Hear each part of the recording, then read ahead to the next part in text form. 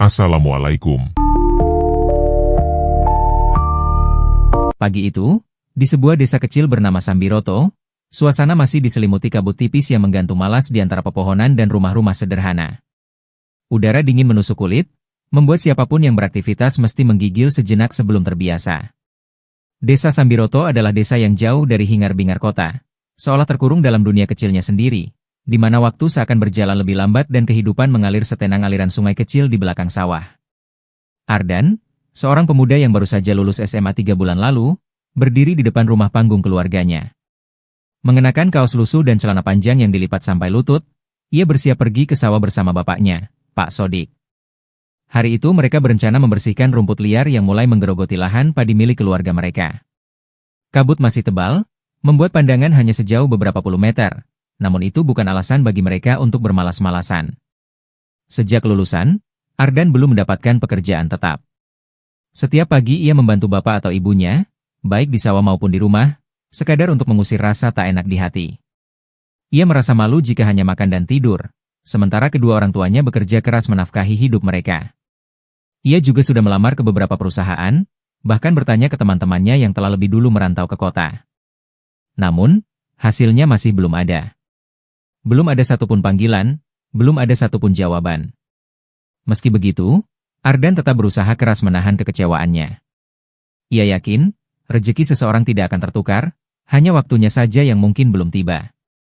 Langkah kaki mereka menyusuri pematang sawah, melewati rumput basah yang menempel di celana. Ardan bekerja dengan sungguh-sungguh, mencabut rumput liar satu persatu dengan tangan dan mencangkul tanah yang mulai mengeras. Perlu membasahi dahinya meskipun matahari belum sepenuhnya muncul dari balik kabut. Sesekali ia melirik ke arah bapaknya, yang tetap semangat meski usia sudah tak muda lagi. Ada rasa kagum dan iba bercampur jadi satu dalam dada Ardan. Hampir 2 jam berlalu dalam kerja sunyi itu, hingga tiba-tiba suara deru motor mengusik keheningan pagi. Sebuah sepeda motor melaju pelan di jalan setapak di pinggir sawah, suaranya menggema di antara kabut dan pepohonan. Motor itu tampak baru, berkilau meski terciprat lumpur di bagian bawahnya. Pengendaranya, seorang pria berusia sekitar 50 tahun, menghentikan laju motornya dan menepikan kendaraan di sisi jalan. Dengan wajah ramah, ia melambaikan tangan ke arah Pak Sodik. Melihat itu, Pak Sodik menghentikan pekerjaannya dan berjalan ke arah jalan. Mereka berdua bertemu, berjabat tangan erat, disertai tepukan hangat di bahu masing-masing. Ternyata pria itu adalah Pak Banu, teman lama Pak Sodik dari desa seberang. Ardan hanya berdiri di kejauhan, mengamati sambil menghapus peluh dari wajahnya. Ia mendengar potongan-potongan percakapan yang terbawa angin. Pak Banu menceritakan bahwa kini ia bekerja di sebuah pabrik teh yang berada di kaki Gunung Lempeh, dan bahkan telah dipercaya menjadi seorang mandor. Ada rasa bangga yang tak ia sembunyikan dalam ceritanya, namun tetap dibalut kerendahan hati khas orang desa. Obrolan mereka berjalan santai namun hangat, hingga akhirnya Pak Sodik memanggil Ardan untuk mendekat. Dengan langkah pelan, Ardan menghampiri mereka, menundukkan kepala sopan, lalu menyalami Pak Banu. "Anakmu ini, Dik?" tanya Pak Banu dengan senyum lebar. Matanya yang sedikit berkerut menatap Ardan dengan penuh perhatian. "Iya, Ban. Ini Ardan, anakku." Baru saja lulus SMA beberapa bulan lalu, jawab Pak Sodik sambil menepuk punggung Ardan dengan bangga. Sekarang bantu-bantu di sawah, sambil nunggu ada panggilan kerja. Pak Banu mengangguk paham, lalu bertanya, "Kenapa tidak lanjut kuliah, Dik?" Pak Sodik menghela napas panjang sebelum menjawab, "Biaya, Ban. Hidup kami ini kan petani kecil, hanya cukup buat makan sehari-hari. Kuliah itu butuh biaya besar, belum lagi ongkos hidup di kota. Berat buat kami." Mendengar penjelasan itu, wajah Pak Banu terlihat sendu. Ia paham betul perjuangan hidup di desa, betapa tidak mudah menembus batas kemiskinan yang membelenggu sejak turun-temurun. Lalu, Pak Sodik berkata dengan nada setengah berharap, "Kalau di tempat kerjamu ada lowongan, tolong anakku ini dibantu, Ban." Pak Banu berpikir sejenak, mengingat-ingat sesuatu. "Kemarin memang ada lowongan, Dik. Tapi aku belum tahu, sudah diisi apa belum. Besok aku pastikan dulu.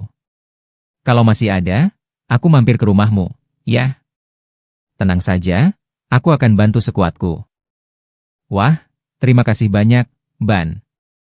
Semoga saja masih ada," kata Pak Sodik penuh harap. "Kasihan anakku ini." Teman-temannya sudah kerja, dia masih di sawah saja. Iya, Dik. Aku ngerti. Insya Allah aku usahakan, jawab Pak Banu dengan sungguh-sungguh. Ia melirik jam tangan dan buru-buru menambahkan, aku pamit dulu ya, takut terlambat masuk kerja.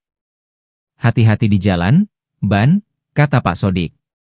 Ardan pun dengan sopan mencium tangan Pak Banu sebelum pria itu menaiki motornya dan melaju perlahan, kembali menghilang di balik kabut yang mulai menipis. Setelah kepergian Pak Banu, Ardan merasa tubuhnya mulai lelah diterpa panas yang perlahan muncul dari balik awan. Ia menghampiri bapaknya dan berkata, Pak, aku pulang dulu ya. Sudah capek. Sekalian mau ke rumah Mbah Kakung. Pak Sodik mengangguk, mengerti. Ya, pulanglah. Bapak masih mau lanjut sedikit lagi. Dengan langkah berat namun lega, Ardan berjalan menyusuri pematang sawah. Di dadanya, ada harapan kecil yang tumbuh. Semoga pertemuan pagi itu menjadi jalan baginya menemukan masa depan yang lebih baik. Sesampainya di rumah, Ardan langsung bergegas ke kamar mandi. Tubuhnya penuh lumpur dan keringat setelah bekerja hampir setengah hari di sawah. Air sumur yang dingin membasuh badannya, membuat rasa lelah sedikit menguap bersama percikan-percikan air. Setelah mandi dan berganti pakaian, ia berjalan ke dapur kecil rumah mereka. Di atas meja makan tua yang terbuat dari kayu jati itu, sudah tersaji sepiring nasi hangat, sayur bening bayam, dan tempe goreng sederhana. Aroma hangat makanan itu menyambutnya, membuat perut Ardan yang memang sudah kosong langsung berbunyi lirih. Tanpa banyak pikir, ia duduk dan mulai makan dengan lahap. Meski sederhana, Ardan sangat bersyukur. Ia tahu, tidak semua orang seberuntung dirinya yang masih bisa menikmati makan siang dengan tenang bersama keluarga. Di luar sana, banyak orang yang harus berjuang keras hanya untuk sesuap nasi. Sambil makan, ia sesekali melirik ke arah belakang rumah, melihat bayangan ibunya yang sedang sibuk menjemur pakaian. Tak lama kemudian, Bu Siti, ibunya, masuk ke dapur sambil mengelap keringat di dahi dengan ujung kerudungnya. Ia tersenyum melihat Ardan yang makan dengan lahap. Setelah makan, ke rumah Mbah Kakung, ya, dan, ucap ibunya sambil berjalan ke sudut dapur, mengambil rantang aluminium tua yang biasa mereka gunakan untuk mengirim makanan. Iya, Buk, jawab Ardan dengan mulut masih penuh makanan. Bu Siti lalu mulai menata makanan ke dalam rantang, nasi, sayur bening, dan beberapa potong tempe goreng. Sudah menjadi kebiasaan mereka setiap siang. Setelah dari sawah, Ardan mengantarkan makanan untuk Mbah Kakung. Mbah Kakung, ayah dari Pak Sodik, sudah lama tinggal sendiri di rumah tuanya setelah istrinya meninggal dunia beberapa tahun lalu. Setelah selesai makan, Ardan berdiri, mengambil rantang yang sudah diberi tutup kain agar tetap hangat, dan berpamitan pada ibunya. Ia berjalan melewati jalan setapak kecil di antara rumah-rumah penduduk yang sudah mulai sepi siang itu. Rumah Mbah Kakung hanya berjarak beberapa rumah saja, berada di ujung desa, menghadap ke arah ladang yang luas. Sesampainya di rumah Mbah Kakung, Ardan melihat sosok tua itu sedang memberi makan 2 ekor sapi kesayangannya di kandang kecil di samping rumah. Kedua sapi itu tampak gemuk dan bersih, pertanda betapa Mbah Kakung merawat mereka dengan penuh kasih. Melihat Ardan datang, Mbah Kakung tersenyum lebar. Wajah tuanya yang penuh keriput seakan bersinar. Ardan. Mari, mari, serunya dengan suara serak namun penuh kehangatan. Ardan segera menghampiri, menyerahkan rantang dari ibunya.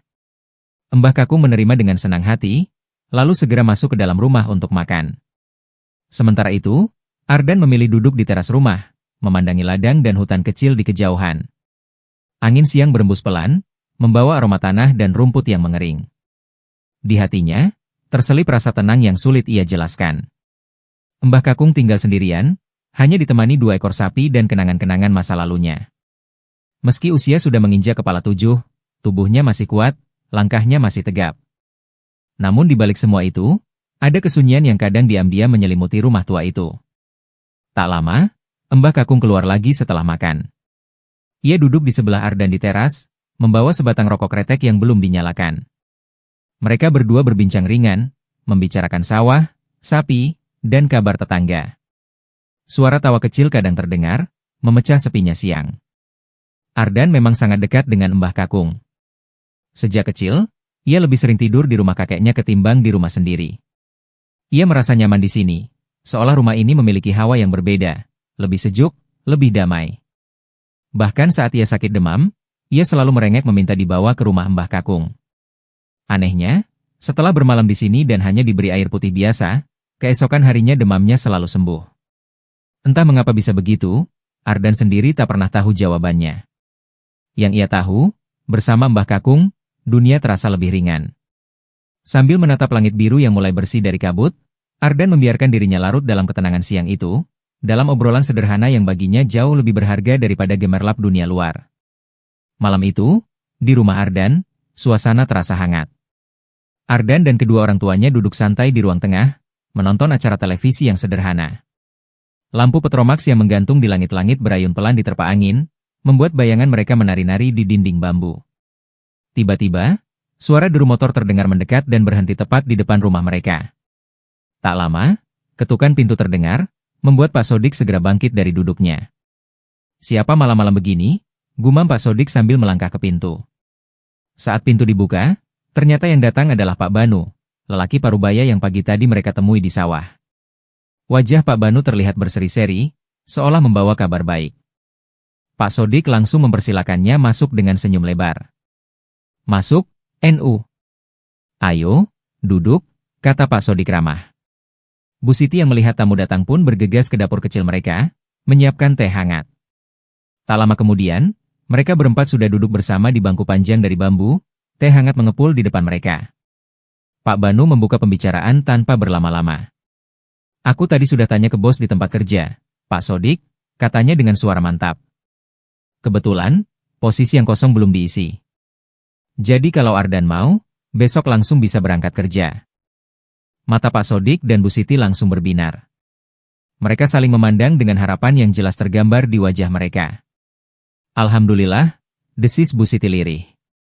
Pak Banu melanjutkan, "Gajinya juga lumayan, Dik. Kurang lebih hampir sama dengan kerja di kota, padahal pabriknya cuma di kaki Gunung Lempeh. Jadi nggak perlu jauh-jauh merantau ke kota besar." Ardan mendengarkan dengan tenang. Di dalam hatinya, ada rasa bimbang. Ia teringat desas-desus aneh tentang Gunung Lempeh dan pabrik teh itu. Ada cerita-cerita lama yang beredar, katanya tempat itu penuh misteri. Namun, saat ia menatap wajah bapak dan ibunya yang penuh harap, hatinya luluh. Ia tahu, mereka ingin yang terbaik untuknya. "Bagaimana, Dan? Mau?" tanya Pak Sodik sambil menatap Ardan lekat-lekat. Ardan menarik napas dalam-dalam, lalu mengangguk mantap. "Mau, Pak," jawabnya. Wajah Bu Siti dan Pak Sodik langsung berseri-seri mendengar jawaban itu. Pak Banu tersenyum puas. "Besok jam 7 pagi harus sudah sampai di pabrik, ya? Sayangnya, aku nggak bisa barengan anterin. Aku sekarang tinggal sama istri di desa sebelah, jauh dari sini, jadi sekalian mampir ke sini kasih kabar." Pak Sodik mengangguk-angguk mengerti. Mereka lalu berbincang sebentar, membicarakan hal-hal teknis tentang apa yang perlu dibawa dan bagaimana nanti prosedur awal kerja. Tak ingin terlalu lama, Pak Banu pun berpamitan. Ia harus segera melanjutkan perjalanan pulang ke rumah istrinya sebelum larut malam. Pak Sodik, Bu Siti, dan Ardan mengantarkan Pak Banu sampai ke depan rumah. Suara motor Pak Banu yang menjauh terdengar menggema di jalanan desa yang sunyi. Setelah itu, Pak Sodik menepuk bahu Ardan. "Sudah, Dan. Tidur cepat. Besok persiapan," katanya. Ardan mengangguk dan masuk ke kamar, sedangkan Bu Siti masih tampak ragu. Ia lalu berbalik dan bertanya pelan pada suaminya. "Pak, memangnya Pak Banu kerja di mana, sih?" "Di pabrik teh di kaki Gunung Lempeh sana. Sudah lama dia di sana, sekarang malah jadi mandor," jawab Pak Sodik sambil tersenyum bangga. Namun wajah Bu Siti tidak ikut berbinar. Sebuah bayangan kelam terlintas di benaknya. Ia teringat obrolan lama, saat seorang temannya bercerita tentang kejadian aneh di pabrik itu. Seorang pekerja tewas secara misterius, dan katanya, ada rumor bahwa pabrik itu berkaitan dengan pesugihan dan tumbal. "Aduh, Pak. Aku kok merasa nggak enak, ya?" gumam Bu Siti lirih. "Dulu temanku ada yang kerja di sana meninggal, Pak. Katanya sih, bukan kecelakaan biasa, tapi jadi tumbal buat pabrik itu." Pak Sodik tertawa kecil, mencoba menenangkan istrinya. "Itu cuma cerita orang, Buk. Aku juga dulu dengar. Tapi Banu bilang, itu memang murni kecelakaan kerja. Jangan percaya sama kabar angin. Lihat saja, Banu sehat-sehat saja, malah sekarang hidupnya enak, ujarnya mantap. Bu Siti hanya diam, menunduk. Hatinya tetap saja tidak tenang. Ia tahu, kadang kabar burung memang dibesar-besarkan, tapi firasat seorang ibu jarang salah. Dalam hatinya, ia hanya bisa berdoa semoga tidak ada hal buruk yang menimpa Ardan. Malam semakin larut. Di langit, bulan setengah mengintip malu-malu dari balik awan tipis. Angin malam berhembus dingin, membawa aroma tanah basah dan bisikan-bisikan sunyi dari arah gunung. Di dalam hatinya, Bu Siti hanya bisa berharap, semoga besok perjalanan Ardan menuju kehidupan barunya akan berjalan lancar. Namun, ia tidak tahu sebuah perjalanan panjang yang penuh rahasia kelam sudah menanti putranya di kaki Gunung Lempeh. Pagi itu, jam 5 tepat, Ardan sudah terjaga. Ibunya, Bu Siti, membangunkannya dengan lembut. Suara lembutnya terdengar lirih di antara dinginnya udara pagi. Dan, bangun, nak. Sudah jam 5. Ayo bersiap. Dengan mata masih berat, Ardan segera beranjak dari kasurnya. Ia mengambil handuk dan menuju ke kamar mandi kecil di belakang rumah. Saat air menyentuh kulitnya, tubuhnya langsung bergidik kedinginan. Air terasa seperti es, menembus kulit hingga ke tulang. Namun, Ardan menguatkan diri. Ia tahu hari ini bukan hari biasa. Ini adalah awal dari perjalanan barunya. Selesai mandi, Bu Siti sudah menyiapkan sarapan sederhana, nasi hangat, telur dadar, dan sambal terasi. Ardan duduk dan mulai makan perlahan, sedangkan Bu Siti memperhatikannya dari dapur. Ada rasa kasihan menggelayut di hatinya. Wajah putranya itu masih tampak lugu, dan bayangan firasat buruk terus menghantui pikirannya. Namun, ia hanya bisa berdoa dalam diam. Tepat jam 6 pagi, Ardan sudah bersiap dengan pakaian terbaik yang ia miliki. Baju kemeja putih bersih, celana panjang hitam, dan sepatu bekas sekolah yang masih layak pakai. Tas kecil di sandangnya, berisi baju ganti dan sedikit bekal. Ia berpamitan dengan kedua orang tuanya. Pak, Bu, Ardan berangkat dulu, katanya sambil menunduk hormat. Pak Sodik menepuk pundaknya pelan, hati-hati ya, dan... Bu Siti hanya mengangguk dengan mata berkaca-kaca, mencoba menahan air mata yang hampir tumpah. Dengan langkah mantap, Ardan berjalan meninggalkan rumah. Udara pagi terasa dingin menggigit. Kabut tipis masih menyelimuti jalanan desa. Ia berjalan cepat menuju jalan besar, yang berjarak sekitar 10 menit dari rumah. Sesampainya di jalan besar, Ardan segera melambaikan tangan, menghentikan sebuah angkot tua yang lewat. Di dalam, sudah ada beberapa anak sekolah berseragam yang hendak berangkat ke sekolah masing-masing. Ardan naik dan duduk di pojok, memeluk tas kecilnya. Angkot melaju perlahan, membelah jalanan desa yang mulai menanjak menuju kaki Gunung Lempeh. Semakin lama, hawa terasa makin dingin. Kabut semakin tebal, membuat pandangan keluar jendela menjadi samar-samar. Perjalanan memakan waktu sekitar 45 menit. Saat mendekati tujuan, sopir angkot menoleh ke belakang. Gunung Lempeh. Yang mau turun, turun di sini, teriaknya. Ardan segera berdiri dan turun. Begitu kakinya menginjak tanah, ia disambut pemandangan yang membuat bulu kuduknya meremang. Di hadapannya terbentang hamparan perkebunan teh yang luas, sepi, dan berkabut. Aroma khas daun teh basah bercampur dengan tanah lembab memenuhi udara. Tak jauh dari situ, berdiri sebuah pabrik teh besar. Bangunannya tua, berdinding batu yang sudah berlumut, dan jendela-jendelanya tampak buram seolah sudah lama tidak dibersihkan. Pabrik itu berdiri angkuh, sunyi, dan memancarkan aura dingin yang aneh. Ardan menggenggam erat talinya tasnya, menarik napas dalam-dalam. Ada sesuatu dalam udara pagi itu yang membuat hatinya terasa berat. Namun ia mengingat wajah bapak dan ibunya tadi pagi, penuh harap. Ia menguatkan diri dan mulai melangkah pelan menuju gerbang pabrik. Sesampainya di gerbang pabrik, Ardan merasa terkejut. Pabrik itu sangat besar, namun suasana di luar terkesan sepi. Hanya beberapa orang yang tampak lalu lalang masuk, seakan-akan ada sesuatu yang tidak beres. Meskipun pabrik itu terlihat seperti tempat yang sangat sibuk, sepi dan sunyi, Ardan mulai merasakan firasat buruk. Tapi, ia hanya bisa melangkah maju dan memasuki area pabrik dengan perasaan campur aduk. Tiba-tiba, Pak Banu muncul di depan gerbang. Senyumnya yang ramah seakan menenangkan sedikit kegelisahan Ardan. Ia mengajak Ardan berjalan menuju kantor utama, dan saat mereka berjalan, Ardan semakin heran. Di dalam pabrik yang besar ini, hanya ada 2 ruangan yang terbuka, sementara sebagian besar bagian pabrik tertutup rapat. Para pekerja yang mengenakan seragam pabrik pun masuk satu persatu, seolah ada ketegangan yang menyelimuti suasana. Begitu sampai di kantor, Ardan dibawa masuk. Suasana di dalam sangat kontras dengan ruangan pabrik yang sepi. Ada beberapa orang di bagian kantor, namun Ardan segera disambut oleh seorang pria tua berwajah segar dan gemuk dengan kumis tebal yang mencolok. Wajahnya terlihat penuh ketajaman dan perhatian. Pria itu adalah Pak Sumitro, pemilik pabrik, yang langsung memperhatikan Ardan dengan tatapan mencurigakan dari ujung kaki hingga kepala. "Jadi, kamu yang baru datang?" Pak Sumitro bertanya dengan nada yang sulit ditebak. Pak Banu sudah mengonfirmasi. "Dengar baik-baik, di sini kita bekerja keras, jadi pastikan kamu bisa mengikuti ritme kami." Ardan hanya mengangguk, mencoba menunjukkan sikap yang sopan. Setelah Pak Sumitro memberikan sedikit arahan tentang pekerjaan, jam kerja, dan gaji yang akan diterima, Pak Banu kembali mengajak Ardan ke bagian pabrik tempat ia akan bekerja. Ardan mengikuti Pak Banu melalui lorong sempit yang menghubungkan kantor dengan ruang produksi. Ketika mereka sampai di gudang, suasana semakin aneh. Gudang itu besar, namun hanya ada beberapa pekerja di sana, kebanyakan sudah berumur dan tampak kelelahan. Wajah mereka tampak keras dan acuh tak acuh.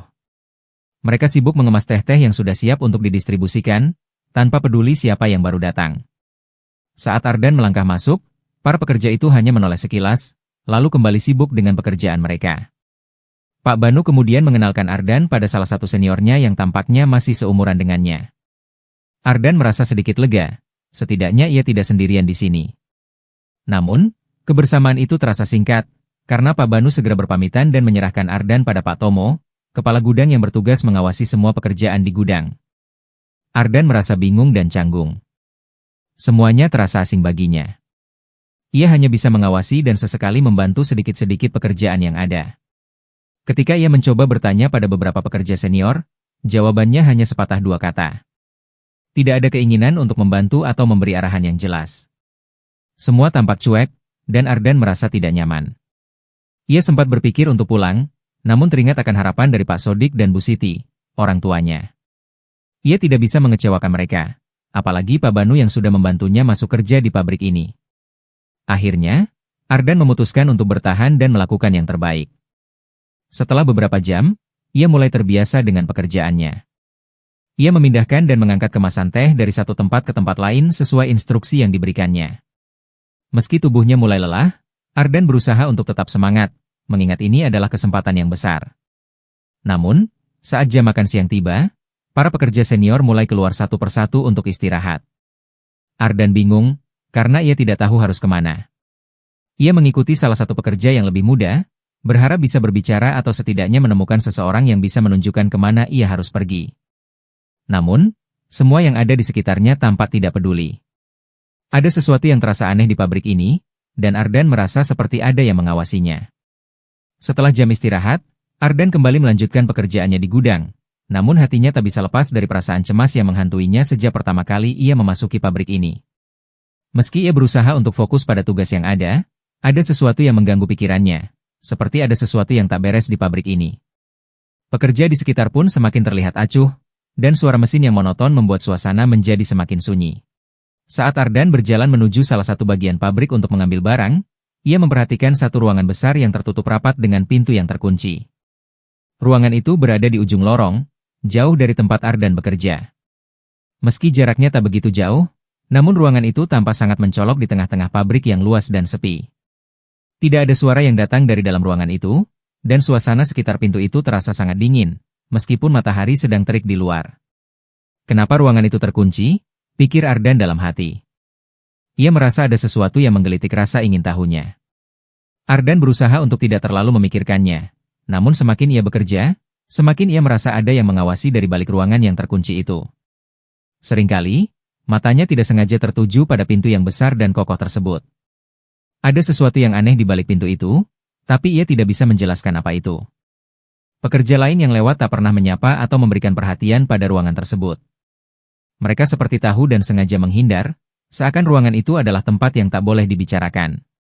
Begitu Ardan berusaha mendekati, mereka segera mengalihkan pandangan dan sibuk dengan pekerjaan mereka. Hari semakin sore, dan suasana di pabrik itu semakin terasa mencekam. Setiap suara mesin, setiap langkah, dan setiap derap kaki di lantai memberi kesan ada yang mengawasi. Ardan merasa terperangkap dalam suatu tempat yang tak sepenuhnya ia pahami. Semua pekerja tampak seperti bagian dari rutinitas yang tak berujung, seperti robot yang menjalani hidup tanpa pertanyaan. Mereka tampaknya sudah terlalu lama berada di tempat ini, dan bagi mereka, pabrik ini adalah dunia yang tak terpisahkan dari kehidupan mereka. Saat jam 5 tepat, suara dari pemimpin regu menggema di seluruh gudang, memberikan arahan bahwa waktu kerja telah selesai. Semua pekerja langsung berhenti, beberapa dari mereka dengan gerakan terburu-buru. Beberapa bahkan sudah menutup alat kerja mereka dengan cepat, seolah-olah ada sesuatu yang mendesak mereka untuk segera pergi. Ardan merasakan ketegangan itu.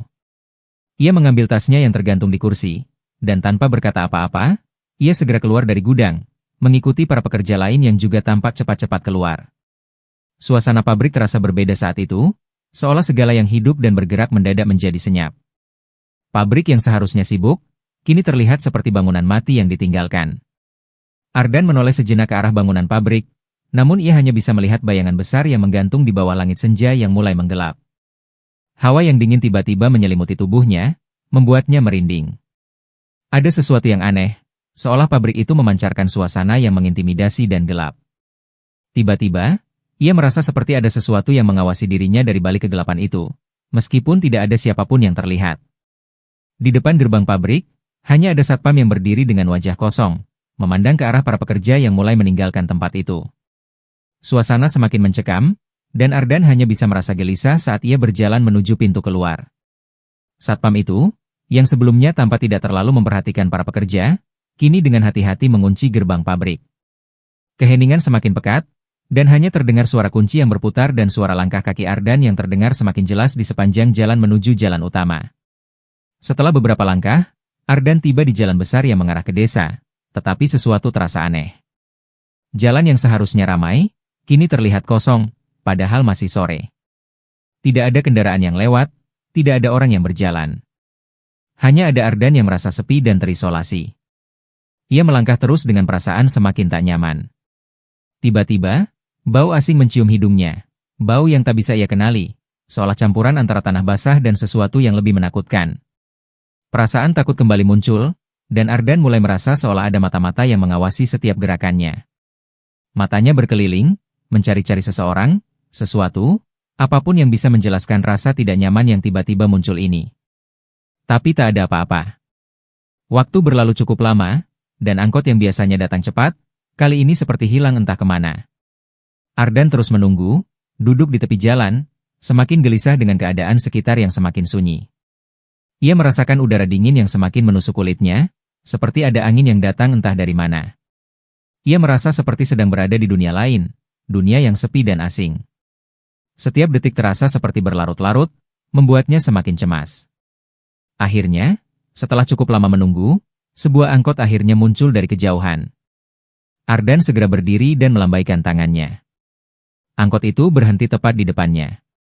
Tanpa berpikir panjang, ia segera masuk dan duduk di bangku yang kosong. Di dalam angkot, hanya ada dirinya sendiri. Kelegaan langsung datang, namun entah kenapa, perasaan tidak nyaman itu belum juga hilang. Ada sesuatu yang masih menggantung di udara, seperti ada yang mengikutinya dari belakang. Angkot mulai berjalan meninggalkan daerah pabrik, melintasi jalan-jalan yang semakin sepi, dan dengan setiap kilometer yang berlalu, Ardan merasa sedikit tenang. Namun, entah mengapa, bau itu kembali datang, samar namun cukup jelas. Bau yang sama yang tadi ia cium di jalan sepi itu. Di luar jendela angkot, hanya terlihat gelap dan kabut tipis yang menyelimuti jalan. Ardan menoleh ke belakang, memastikan tidak ada yang mengikutinya. Tetapi tak ada apa-apa. Ia hanya merasa ada yang aneh, sebuah perasaan yang tak bisa dijelaskan. Perasaan bahwa sesuatu buruk baru saja terjadi, dan ia telah berhasil keluar dari sana, meskipun perasaan itu tetap menggantung di benaknya. Saat angkot mulai meninggalkan daerah pabrik, Ardan merasakan sedikit kelegaan, namun di sudut hatinya, ada perasaan yang mengganjal. Ada yang tidak beres dengan pabrik itu, dan mungkin ada sesuatu yang lebih besar yang sedang menunggu. Namun, ia hanya bisa berharap bahwa semuanya hanya perasaannya saja. Selang 45 menit perjalanan, akhirnya angkot berhenti di ujung jalan desa tempat Ardan tinggal. Ia turun perlahan, mengucapkan terima kasih pada sopir yang hanya mengangguk singkat tanpa banyak bicara. Malam sudah turun sempurna, langit gelap bergantung rendah, dan angin malam berhembus pelan, membawa aroma tanah basah. Ardan memeluk tubuhnya sendiri, mencoba mengusir rasa dingin. Ia mulai berjalan menuju rumahnya yang berjarak beberapa ratus meter dari jalan utama. Jalanan desa itu sepi, hanya ditemani suara gesekan dedaunan dan sesekali dengungan serangga malam. Tapi, di balik keheningan itu, Ardan merasa ada sesuatu yang tidak beres. Seperti ada yang mengikutinya. Setiap langkahnya terdengar bergema di jalan berbatu. Beberapa kali ia menoleh cepat ke belakang, tetapi jalan itu kosong. Tidak ada seorang pun. Namun dari sudut matanya, ia sempat menangkap sekilas seperti bayangan besar, tinggi menjulang, berdiri kaku di pinggir jalan. Saat Ardan menoleh cepat untuk memastikan, bayangan itu lenyap begitu saja, seolah tak pernah ada. Rasa takut mulai menguasainya. Ia mempercepat langkah, napasnya mulai memburu. Keringat dingin membasahi punggung meski udara malam begitu dingin. Tanpa pikir panjang, ia mulai berlari kecil, berusaha secepat mungkin mencapai rumahnya. Setelah beberapa menit yang terasa panjang dan mencekam, akhirnya rumah sederhana bercat hijau muda itu tampak di depan mata. Ardan langsung menyeberang halaman kecil dan masuk, menutup pintu dengan cepat. Napasnya masih memburu, tubuhnya sedikit gemetar. Di ruang tengah, ibu dan bapaknya sudah menunggu. Lampu temara membuat suasana rumah terasa hangat dan akrab. Bu Siti, ibunya, langsung bertanya dengan nada khawatir. "Kamu kenapa, Dan? Kayak habis lari aja?" Ardan mengatur napasnya sebentar, lalu berusaha tersenyum menenangkan. "Gak apa-apa, Bu. Pengen cepet sampai rumah aja," jawabnya, berusaha terdengar santai meskipun hatinya masih berdebar. Ia segera meletakkan tasnya di sudut ruangan, mengambil handuk, dan menuju kamar mandi. Namun saat berada di kamar mandi, perasaan aneh itu kembali. Seolah ada sepasang mata yang memperhatikannya dari balik pintu. Ardan bergidik, mencoba mengabaikan firasat buruk itu. Mungkin cuma capek, cuma perasaan saja, pikirnya sambil membasuh wajah dengan air dingin. Setelah mandi, Ardan kembali ke ruang tengah, bergabung dengan keluarganya yang sudah menyiapkan makan malam sederhana. Aroma nasi hangat dan sayur sop memenuhi ruangan, membawa sedikit ketenangan di hatinya. Sambil makan, Pak Sodik, bapaknya, bertanya dengan suara berat tapi hangat. "Gimana kerjaannya, Dan?" Ardan mengunyah sebentar sebelum menjawab. "Ya biasa, Pak. Cuma angkat-angkat teh di bagian gudang." Bu Siti menimpali. "Teman-temannya gimana? Ada yang seumuran kamu nggak?" Ardan menggeleng kecil sambil tersenyum tipis. "Kebanyakan udah tua-tua, Bu. Sepantaran Pak Banu semua." Pak Sodik mengangguk-angguk pelan. "Ya semoga kamu betah, Dan. Jadi nggak perlu jauh-jauh ke kota kerja, bisa deket rumah aja." Ardan hanya mengangguk paham, melanjutkan makan malamnya dalam diam. Tapi jauh di dalam hatinya, perasaan aneh itu belum sepenuhnya hilang. Seakan sesuatu dari pabrik itu masih mengikutinya. Malam itu, setelah makan malam, Ardan membantu membereskan meja, lalu duduk sebentar di ruang tengah sambil berbincang ringan dengan orang tuanya. Namun tubuhnya terasa berat, kelelahan setelah seharian bekerja, dan mungkin, karena tekanan batin yang tak bisa dijelaskan. Sekitar pukul 9 malam, Ardan pamit untuk tidur lebih awal. Ia masuk ke kamarnya yang sederhana. Hanya ada ranjang kayu, lemari kecil, dan jendela yang langsung menghadap ke kebun belakang rumah. Udara malam menyusup lewat celah jendela yang kurang rapat, membawa aroma tanah basah yang aneh. Ia mencoba tidur. Namun begitu lampu dimatikan, rasa tidak nyaman itu kembali merayap.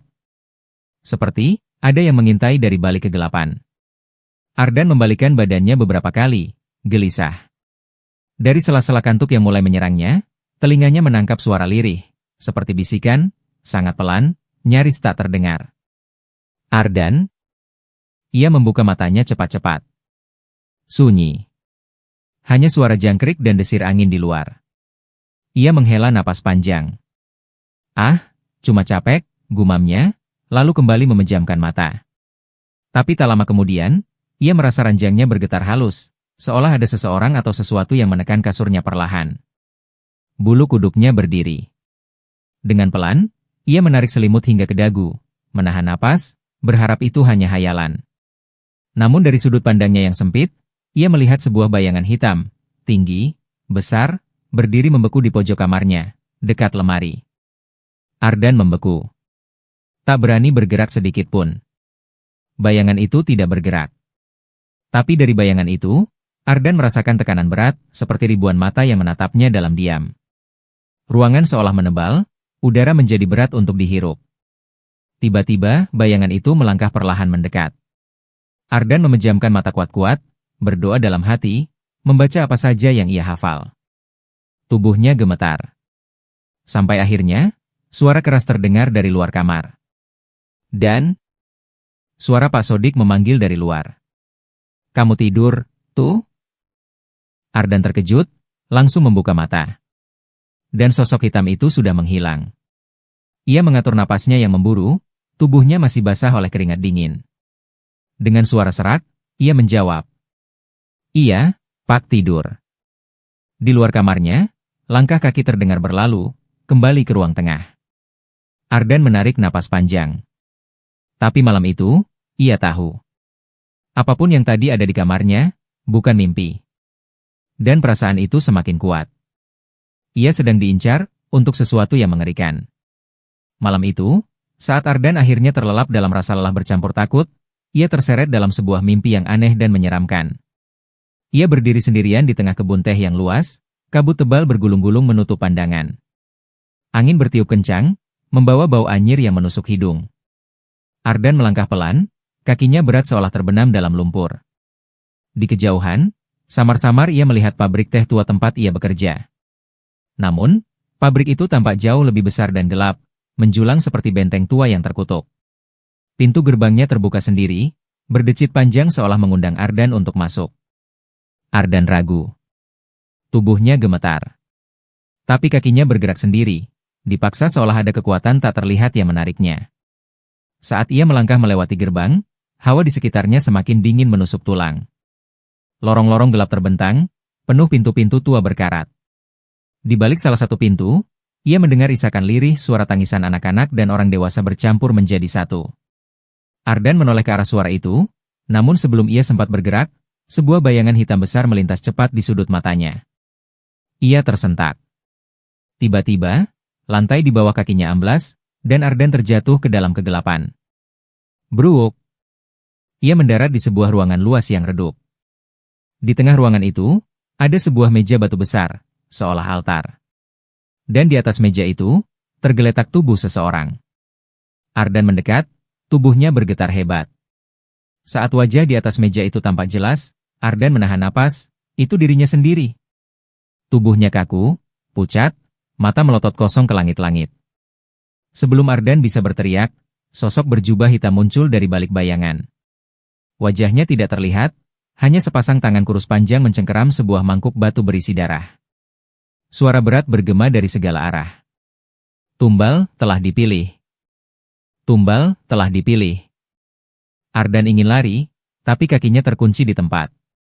Ia hanya bisa menyaksikan saat sosok itu mendekat perlahan, mangkuk darah itu menetes di sepanjang lantai, membentuk pola aneh, pola seperti mantra kuno.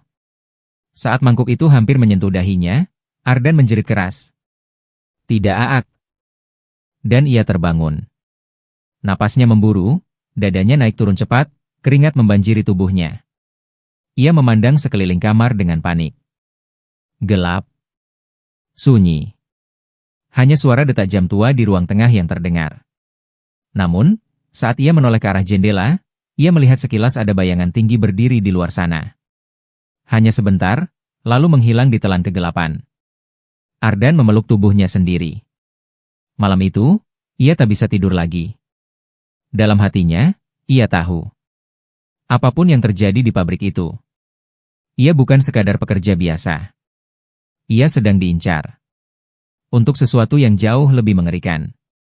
Keesokan paginya, meski tubuhnya masih lemas karena kurang tidur, Ardan tetap berangkat ke pabrik. Rasa takut yang mengendap sejak mimpi buruk semalam belum benar-benar hilang. Namun ia memaksa dirinya untuk tetap kuat. Sesampainya di pabrik, suasana seperti biasa. Para pekerja masuk satu persatu, wajah mereka kosong tanpa banyak bicara. Pak Banu menyapanya sekilas, lalu berlalu dengan tergesa. Ardan masuk ke gudang. Namun, baru beberapa menit membantu mengangkat dus teh, Ardan mendengar sesuatu. Seraak-seraak. Suara gesekan benda berat dari arah ruangan besar di ujung koridor, ruangan terkunci yang kemarin membuatnya penasaran. Ia menoleh. Pintu besi tebal yang semula terkunci rapat itu, sedikit terbuka. Dari celah pintu, tampak kabut tipis melayang keluar, bersama hembusan udara dingin. Ardan berhenti bekerja, memandang ke sekeliling. Aneh, tidak ada satupun orang lain yang memperhatikan. Senior-seniornya tetap sibuk seperti biasa, seperti tak mendengar apa-apa. Apa cuma aku yang lihat? Batin Ardan, jantungnya berdegup keras. Perlahan, rasa penasaran mengalahkan rasa takut. Ardan berjalan mendekat ke arah pintu itu. Setiap langkah terasa berat, seolah udara di sekitarnya menebal. Saat sudah dekat, ia bisa melihat bekas cakar panjang menggores permukaan pintu besi itu. Bekas goresan yang dalam, seolah ada sesuatu yang berusaha menerobos keluar dari dalam. Tiba-tiba, dari balik celah pintu itu, sepasang mata merah menyala menatapnya. Mata itu menyorotkan kebencian dan rasa lapar. Ardan mundur terpaku. Namun sekejap kemudian, pintu besi itu menutup sendiri dengan keras. Dentumannya menggema ke seluruh pabrik. Ardan tersentak, menoleh ke para pekerja lain, namun anehnya, tidak ada yang bereaksi. Mereka tetap sibuk dengan pekerjaan masing-masing, seolah tak mendengar apa-apa. Keringat dingin mengalir di pelipis Ardan. Ada sesuatu yang disembunyikan di ruangan itu. Dan ia yakin, entah bagaimana, hal itu berhubungan dengannya. Setelah itu, suasana semakin aneh. Sepanjang siang, Ardan merasa ada bayangan hitam yang sesekali melintas cepat di sudut-sudut gudang, tapi setiap kali ia menoleh, tidak ada apa-apa. Saat waktu istirahat, Ardan berniat menceritakan hal itu kepada teman kerjanya yang masih muda. Namun sebelum sempat membuka mulut, teman itu hanya menggeleng pelan dan berbisik. Jangan banyak tanya kalau mau selamat. Ardan tercekat. Ia sadar, dirinya benar-benar masuk ke sesuatu yang berbahaya. Malam itu, selepas makan malam, Ardan berusaha bersikap biasa. Pak Sodik dan Bu Siti sudah tidur lebih awal. Hanya Ardan yang masih duduk di ruang tengah, memandangi televisi dengan pikiran kosong. Namun entah mengapa, perasaannya tak tenang. Udara terasa lebih dingin daripada biasanya. Jendela rumah bergetar pelan, meski tidak ada angin. Kreek. Kreek. Ardan bangkit, bermaksud memeriksa jendela. Tapi saat baru beberapa langkah, dari arah dapur, terdengar suara piring pecah. Perang! Ardan tersentak. Ia menoleh cepat ke arah dapur, gelap. Dengan langkah berat, ia berjalan pelan ke sana. Ketika sampai, ia menyalakan lampu dapur. Tak ada siapa-siapa. Namun di lantai, ia melihat sebuah piring pecah berantakan, padahal piring itu tadi sore sudah disusun rapi oleh ibunya. Mungkin kucing? Gumam Ardan mencoba menenangkan diri. Tapi di hatinya, ia tahu ada sesuatu yang tidak beres. Saat ia hendak membungkuk memungut pecahan piring. Di sudut dapur, bayangan besar melintas cepat. Ardan menoleh, tapi lagi-lagi kosong. Jantungnya berdegup kencang. Tiba-tiba pintu dapur yang tadi tertutup rapat, perlahan terbuka sendiri. Dari celah pintu, Ardan melihat bayangan hitam berdiri di luar, dia menatapnya. Tinggi besar, tubuhnya kabur, hanya tampak sepasang mata merah menyala, persis seperti yang ia lihat di pabrik siang tadi. Ardan mundur perlahan, ingin berteriak tapi suara tercekat di tenggorokannya. Bayangan itu melangkah maju, memasuki dapur, membuat suhu ruangan terasa membeku. Ardan hampir jatuh saking paniknya. Ia buru-buru berlari menuju ruang tengah, namun saat ia sampai, ia melihat semua lampu rumah padam sendiri. Gelap gulita. Dan dalam kegelapan itu, ia mendengar suara berat berbisik di dekat telinganya. Kau milikku. Ardaan. Ardan hampir pingsan.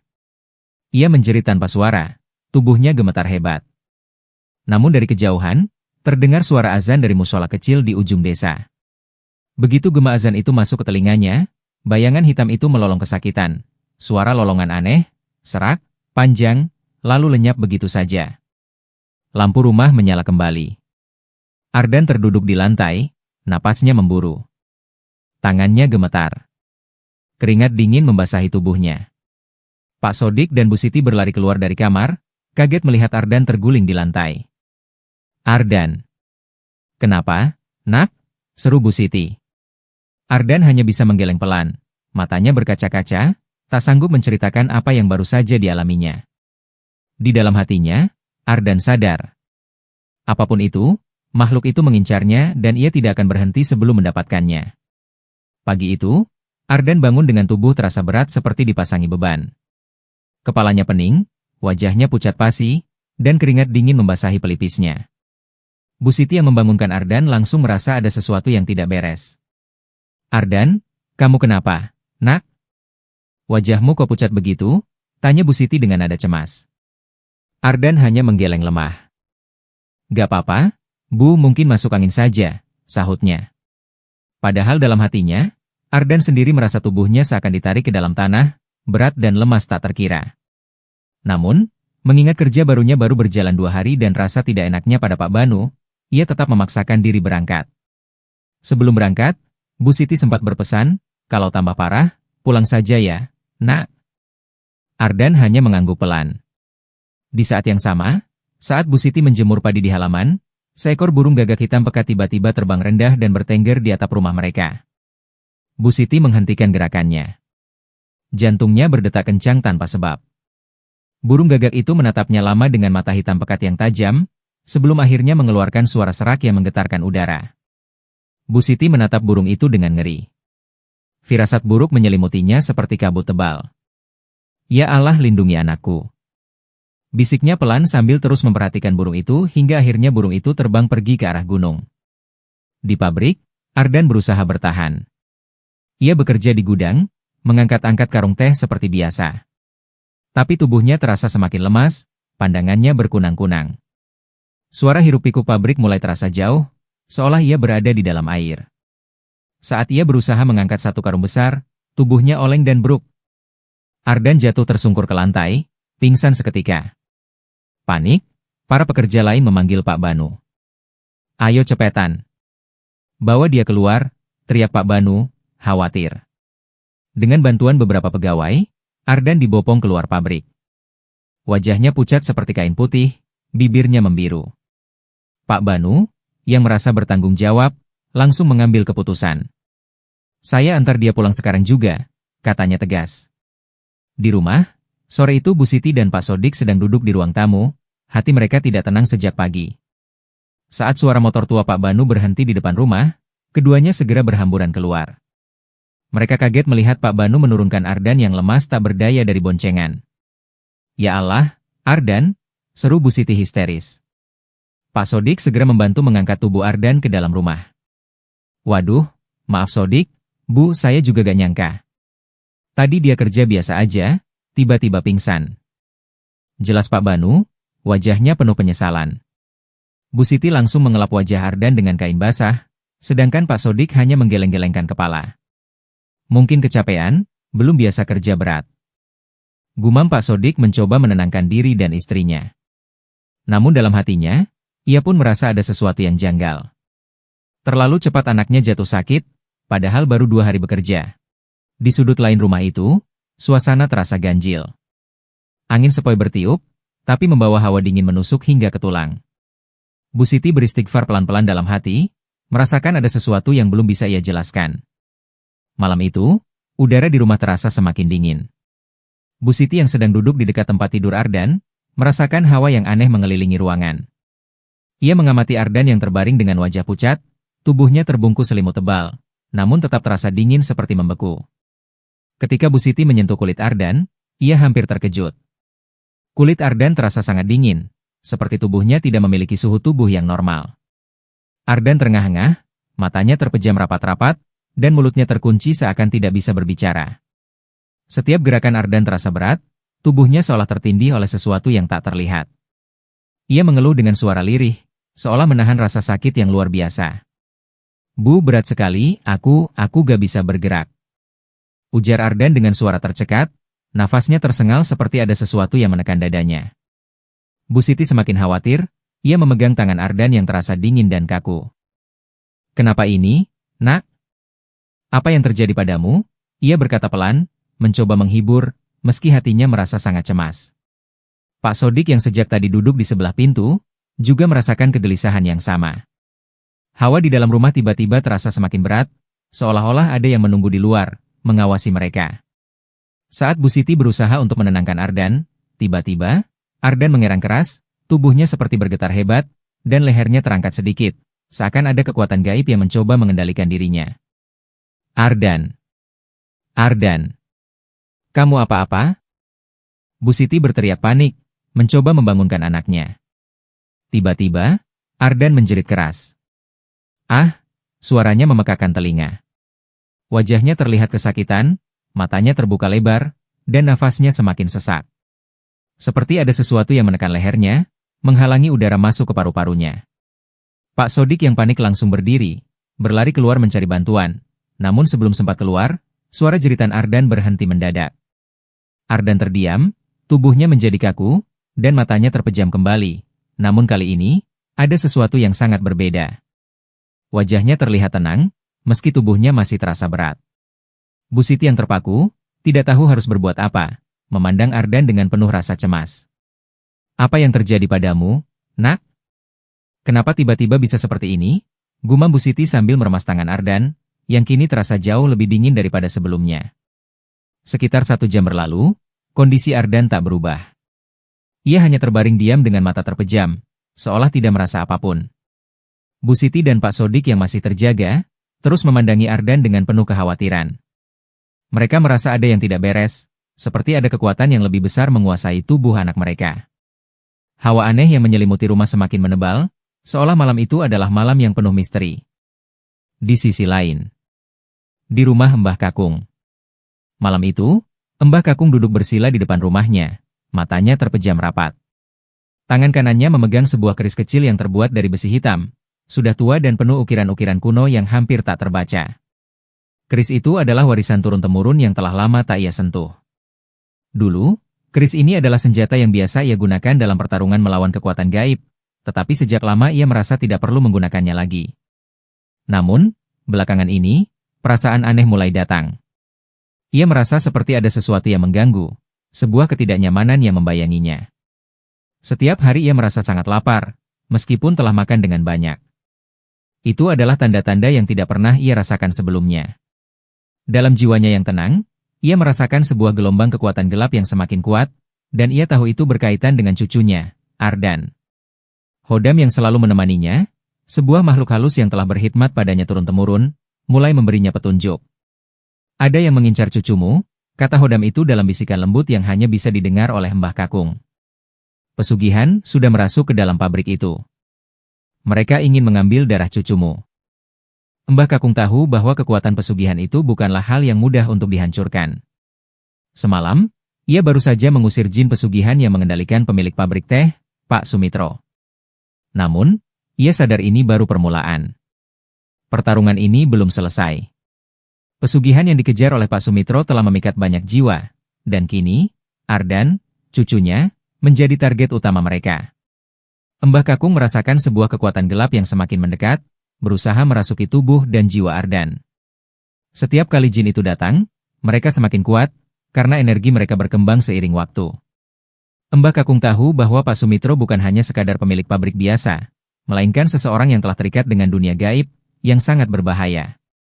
Mbah Kakung menatap keris kecil di tangannya, tahu bahwa ini bukan hanya soal menghentikan jin biasa. Ini adalah pertempuran antara kebaikan dan kejahatan, antara kekuatan spiritual yang murni dan kekuatan pesugihan yang berbahaya. Selama ini, keris itu telah melindunginya dari berbagai ancaman, dan kini, ia harus menggunakannya lagi untuk melindungi cucunya. Namun ia juga tahu, untuk mengalahkan Pak Sumitro dan jin-jin pesugihannya, ia harus lebih berhati-hati dan bersiap untuk pertarungan yang lebih besar. Mbah Kakung memusatkan pikirannya, mengingatkan dirinya bahwa ini hanya awal dari perjalanan panjang yang harus ia tempuh. Dalam kegelapan malam, Mbah Kakung terus membaca mantra-mantra lama yang telah diwariskan kepadanya, berdoa agar Ardan terlindungi, setidaknya untuk sementara waktu. Pagi itu, udara di desa terasa begitu dingin dan sunyi. Mbah Kakung, dengan langkah perlahan namun penuh tekad, tiba di rumah Bu Siti dan Pak Sodik. Matahari belum sepenuhnya terbit, dan hanya suara burung yang terdengar memecah keheningan pagi.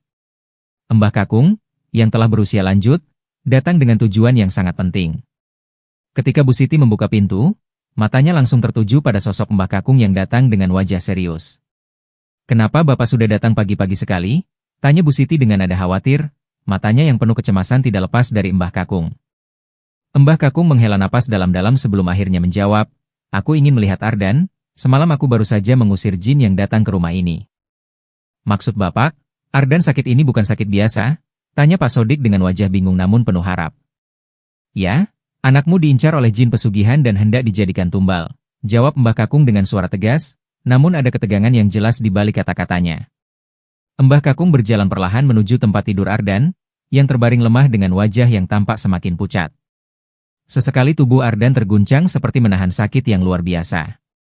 Mata Ardan tertutup rapat, dan hanya terdengar desahan napasnya yang terengah-engah. Pak Sodik dan Bu Siti mengawasi dengan khawatir dari pintu kamar. Mbah Kakung, apa yang harus kita lakukan? Ardan sudah tidak seperti biasanya. Tanya Bu Siti dengan suara cemas, matanya berkaca-kaca. Mbah Kakung memandang Ardan dengan penuh perhatian, lalu mengangguk perlahan, seolah sedang menilai situasi yang semakin genting. Ia menundukkan kepala, menenangkan diri sejenak, sebelum menjawab dengan tegas, pesugihan ini sudah masuk ke tubuh Ardan. Mengikatnya dengan kuat. Itu sebabnya ia merasa seperti dihimpit dan tubuhnya begitu lemah. Jin itu tinggal menunggu waktu untuk mengambil nyawanya. Pak Sodik menatap Mbah Kakung dengan mata penuh kekhawatiran. Tapi kenapa Ardan? Apa yang membuatnya jadi sasaran? Tanyanya dengan suara gemetar. Mbah Kakung menarik napas dalam-dalam, kemudian menjelaskan, sejak Ardan bekerja di pabrik teh itu, aku sudah merasakan ada yang tidak beres. Pemilik pabrik itu, Pak Sumitro, sudah lama terjerat pesugihan. Dia menggunakan pekerjanya sebagai tumbal untuk memperbesar kekuasaannya. Ardan, sebagai pekerja baru, menjadi target mereka. Sejak hari pertama Ardan masuk, aku bisa merasakan ada yang mengincarnya. Bu Siti terisak, lalu, apa yang harus kita lakukan? Bagaimana cara kita menyelamatkannya? Mbah Kakung menatap Ardan dengan penuh keyakinan. Aku akan berusaha melepaskan ikatan itu. Namun, ini bukanlah hal yang mudah. Aku butuh waktu dan kekuatan. Mungkin kita akan merasa cemas, tetapi jangan biarkan rasa takut menguasai kita. Aku akan melakukan yang terbaik. Mbah Kakung duduk bersila di samping tempat tidur Ardan, memejamkan mata dan mulai mengucapkan doa-doa yang dalam, mengikuti alur kekuatan batin yang selama ini ia pelajari.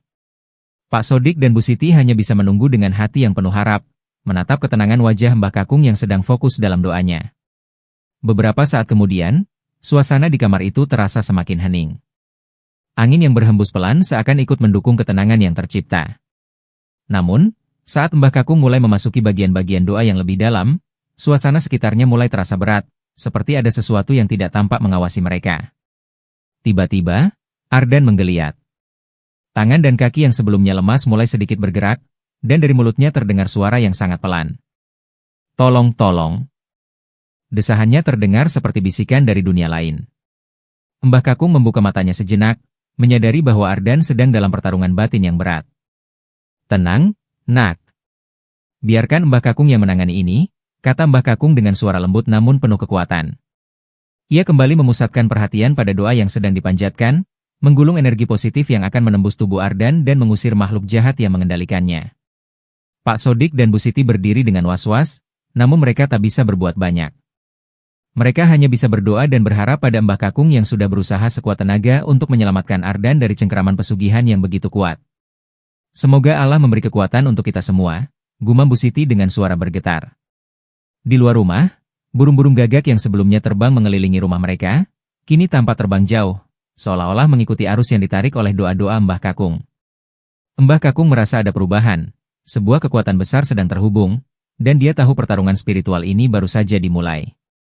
Setelah kondisi Ardan sedikit lebih baik, meski tubuhnya masih lemah, Mbah Kakung segera bersiap. Ia menyuruh Bu Siti untuk menanak nasi sebakul penuh dan meminta Pak Sodik, anaknya, mencari 7 buah kelapa muda yang masih segar.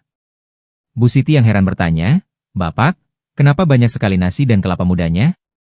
Dengan tatapan serius, Mbah Kakung menjawab, karena malam ini akan menjadi puncaknya. Kita harus bersiap. Ini bukan perkara ringan, Siti. Tanpa banyak bertanya lagi, Bu Siti pun segera menyiapkan apa yang diperintahkan. Pak Sodik pergi berkeliling desa untuk mencari kelapa muda sesuai permintaan ayahnya. Setelah semuanya siap, Mbah Kakung masuk ke kamar Ardan. Ia berpesan keras, "Jangan ada yang membuka pintu ini. Apapun yang kalian dengar, apapun yang terjadi, jangan ganggu aku sampai aku keluar sendiri." Pak Sodik dan Bu Siti hanya bisa mengangguk penuh kecemasan. Di dalam kamar yang sengaja dibuat gelap dan tertutup rapat, Mbah Kakung duduk bersila di samping Ardan. Ia mengatur napas, memejamkan matanya, dan mulai membaca doa-doa kuno serta mantra-mantra warisan leluhurnya. Suaranya pelan, berat, dan bergetar, seperti menggema di dinding kamar. Malam itu, Mbah Kakung berniat memanggil kembali hodam lamanya, penjaga gaib yang sudah puluhan tahun tidak ia gunakan.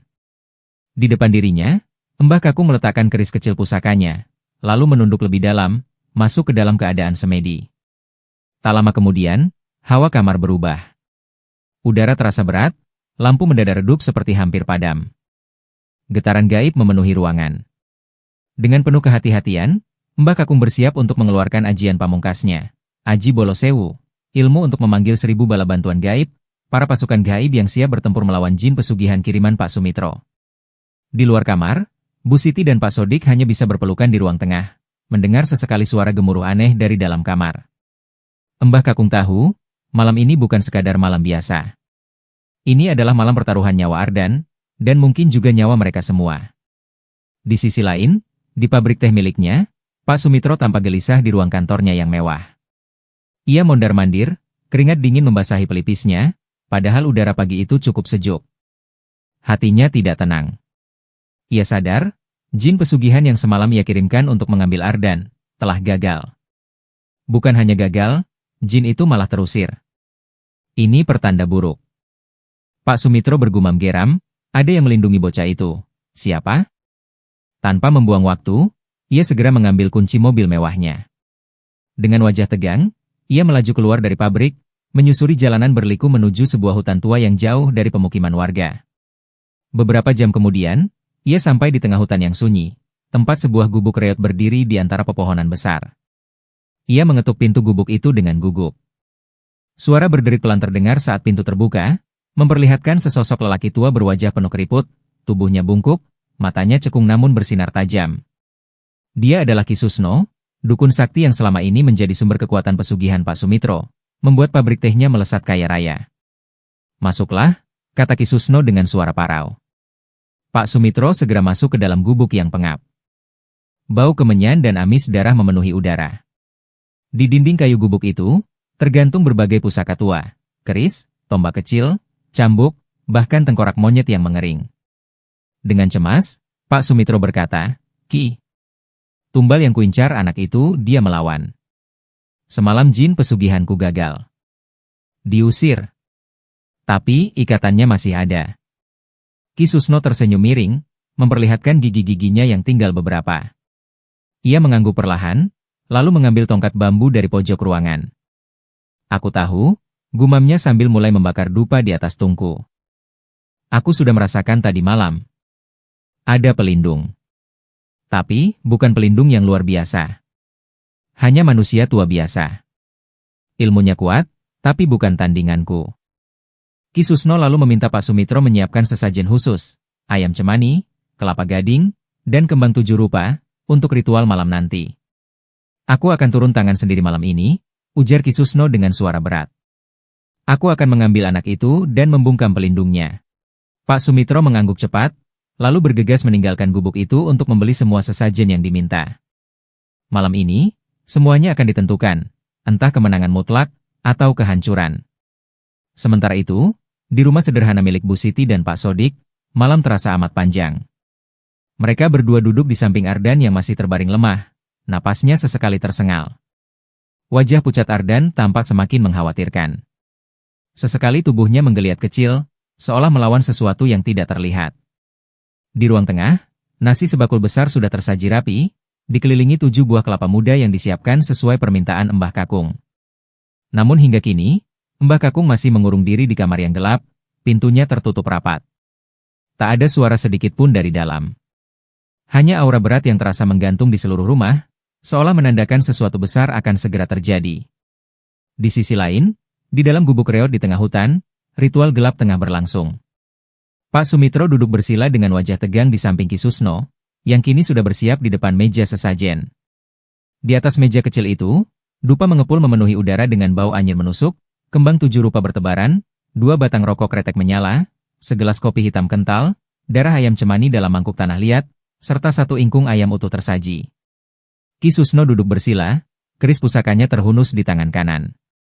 Ia mulai membaca mantra dengan suara berat dan mendesis. Keris itu diayun-ayunkan perlahan di udara. Udara di dalam gubuk seolah mendadak berubah, panas, berat, dan mencekik. Suara desiran angin tiba-tiba berubah menjadi raungan halus, dan entah dari mana, sosok mengerikan perlahan muncul di sudut ruangan. Makhluk itu besar, hitam legam, tubuhnya berbulu panjang acak-acakan. Matanya merah menyala penuh kebencian, di dahinya menjulang 2 tanduk tajam, dan dari mulutnya keluar dengusan berat bercampur bau busuk. Ki Susno menatap makhluk itu dengan tatapan keras. "Ambil tumbalmu malam ini," desis Ki Susno. "Dan hancurkan siapapun yang berani menghalangimu." Makhluk itu mengerang rendah, lalu menghilang dalam sekejap, melesat bagaikan bayangan hitam menuju rumah Ardan. Di rumah Bu Siti, angin malam tiba-tiba berdesir keras, membuat daun-daun jendela bergetar sendiri. Pak Sodik menoleh dengan cemas ke arah pintu kamar tempat Mbah Kakung bersemedi. Ia tahu, badai besar sedang mendekat. Mbah Kakung segera bangkit dari semedinya. Dengan keris pusaka di tangan, ia keluar dari kamar Ardan. Sebelum meninggalkan ruangan, ia berpesan dengan suara berat. "Kalian tetap di sini. Jaga Ardan. Apapun yang terjadi, jangan keluar dari rumah ini." Pak Sodik dan Bu Siti mengangguk tegang, memeluk Ardan yang masih setengah sadar. Mbah Kakung melangkah ke halaman. Angin berhembus kencang, dedaunan berguguran liar. Langit malam mendadak gelap pekat, kilat menyambar-nyambar, mengoyak awan gelap. Dari balik kegelapan, muncullah sosok mengerikan, sebuah makhluk hitam besar, berbulu panjang, bertanduk, dengan mata merah menyala. Tanah bergetar hebat setiap langkah makhluk itu mendekat. Makhluk itu menggeram, suaranya menggema di udara. "Jangan halangi aku, pria tua. Serahkan anak itu." Mbah Kakung menatapnya dingin, lalu berkata lantang. "Jangan harap kau bisa mengambil cucuku, jin terkutuk." Sambil mengucapkan mantra, keris di tangannya bergetar hebat, memancarkan cahaya samar. Jin pesugihan itu meraung marah, lalu menyerang membabi buta. Tapi Mbah Kakung cekatan menghindar dan membalas, kerisnya menancap ke tubuh makhluk itu. Jin itu mundur sambil meraung kesakitan. Namun saat itu juga, dari dimensi gaib, muncullah 2 sosok lain, Ki Susno dan Pak Sumitro. Wujud spiritual mereka melayang di udara. Ki Susno tertawa dingin. "Hanya segitu kekuatanmu, tua bangka? Aku akan menghabisimu sekaligus keluargamu." Ki Susno membaca mantra, mengayunkan keris pusakanya. Cahaya merah menyembur ke arah jin pesugihan, membuat makhluk itu menjadi jauh lebih kuat. Dengan 1 serangan telak, jin pesugihan memukul Mbah Kakung hingga terpental keras ke tanah. Tubuh tua itu menggeliat lemah, napasnya berat. Tapi matanya masih membara. Ki Susno melangkah maju, berkata mengejek. "Menyerahlah, serahkan anak itu sebelum nyawamu melayang." Namun, Mbah Kakung justru tersenyum kecil. Dengan sisa tenaga, ia duduk bersila, membaca mantra rahasia. Tubuhnya bergetar hebat. Dalam sekejap, ribuan sosok Hoda muncul di belakangnya, mengenakan pakaian putih dan bersenjata lengkap. Barisan Hodam itu memenuhi halaman, siap bertempur. Ki Susno mundur setapak, wajahnya pucat. "Ajian. Bolosewu," gumamnya ketakutan. Tidak mungkin. Ia mencoba memerintahkan jin pesugihan menyerang, tapi tak butuh waktu lama, ribuan Hodam Mbah Kakung menyerbu. Jin pesugihan itu roboh, terhantam berkali-kali hingga hancur. Ki Susno dan Pak Sumitro yang masih di gubuk mereka, tiba-tiba mendengar suara langkah kaki ribuan makhluk mendekat. Ki Susno mencoba melarikan diri, namun takdir berkata lain, gubuk itu runtuh dihantam kekuatan Bolosewu. Tak ada yang tersisa. Ki Susno dan Pak Sumitro mati bersama dalam kehancuran.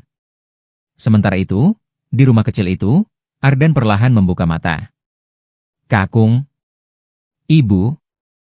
Gumamnya lemah. Bu Siti menangis haru, memeluk Ardan, begitu juga Pak Sodik.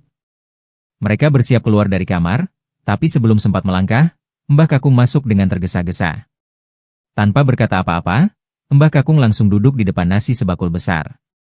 Dengan lahap, ia melahap nasi dan air kelapa muda satu persatu, seolah sudah berhari-hari tak makan.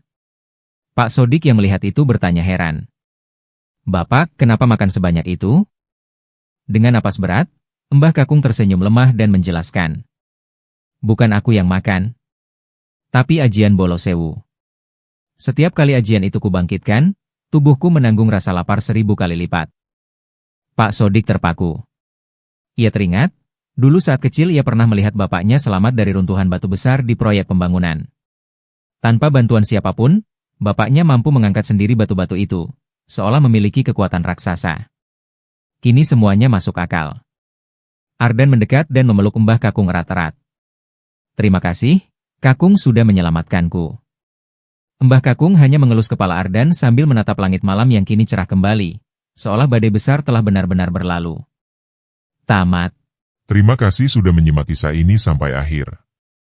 Jangan lupa like, subscribe, dan aktifkan lonceng notifikasi, karena kisah berikutnya mungkin lebih mengerikan dari yang kamu bayangkan. Sampai jumpa. Assalamualaikum.